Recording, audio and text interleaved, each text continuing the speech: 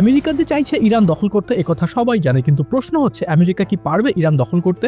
সামরিক পরিভাষা একটা কথা খুব প্রচলিত, যতক্ষণ পর্যন্ত পদাতিক বাহিনী অর্থাৎ ইনফ্যান্ট্রি কোনো ভূমিতে সশরীরে পা না রাখছে সেই পর্যন্ত সেই ভূমি দখল করা হয়েছে বলা যায় না।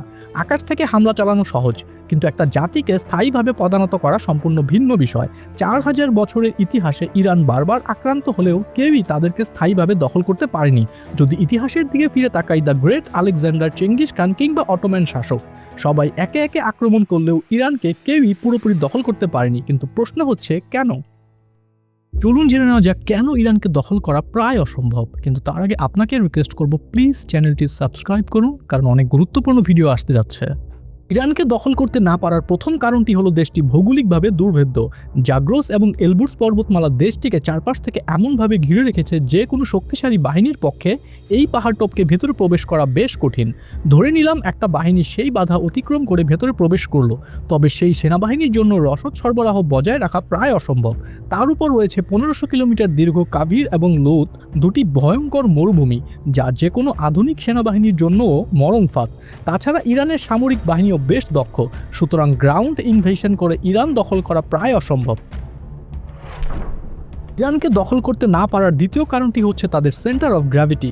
সেন্টার অফ গ্র্যাভিটি বলতে দেশের ওই শক্তিকে বোঝায় যেই শক্তির পরাজয়ে দেশটি হুড়মুড় করে ভেঙে পড়ে।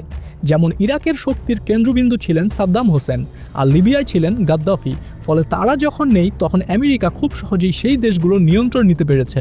কিন্তু ইরানের শক্তির কেন্দ্রবিন্দু কোনো ব্যক্তি নয়, বরং পুরো দেশ এবং জাতি। তাদের একজন সুপ্রিম লিডারকে সরিয়ে দিলে সাথে সাথে আরেকজন তৈরি হয়ে যায়। অন্য দেশের মানুষ যুবক বয়সে এসে ট্রেনিং নিয়ে যোদ্ধা হয়, কিন্তু ইরানে একটা শিশুর জন্ম নেয় যোদ্ধা হিসাবে। তাদের মজ্জাগত সংস্কৃতির অংশই হলো পশ্চিমা আধিপত্যের বিরুদ্ধে লড়াই করা। এমন একটা জাতিকে বশে আনা কোনোভাবেই সম্ভব না।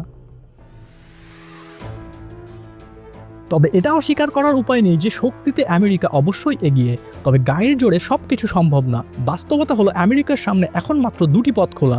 প্রথমত, পারমাণবিক হামলা করে ইরানকে চিরতরে মুছে ফেলা, কিন্তু এর পরিণতি হবে খুবই ভয়ঙ্কর। নিউক্লিয়ার যুদ্ধ একবার শুরু হলে সহজে থামবে না, আমেরিকাও ছাড় পাবে না। আর দ্বিতীয় যে কাজটি মার্কিন সরকার করতে পারে সেটি হলো অল্প সময় যুদ্ধ করে কিংবা আকাশপথে কিছু হামলা চালিয়ে যুদ্ধবিরতি ডাকা। ইতিহাস এবং বর্তমান প্রেক্ষাপট বিশ্লেষণ করলে দেখা যায় আমেরিকা বারবার এই দ্বিতীয় অপশনটি বেছে নিয়েছে, কারণ তারা জানে ইরানের সাথে লম্বা সময় যুদ্ধ করা মানেই নিজেদের পরাজয়ের গল্প দেখা।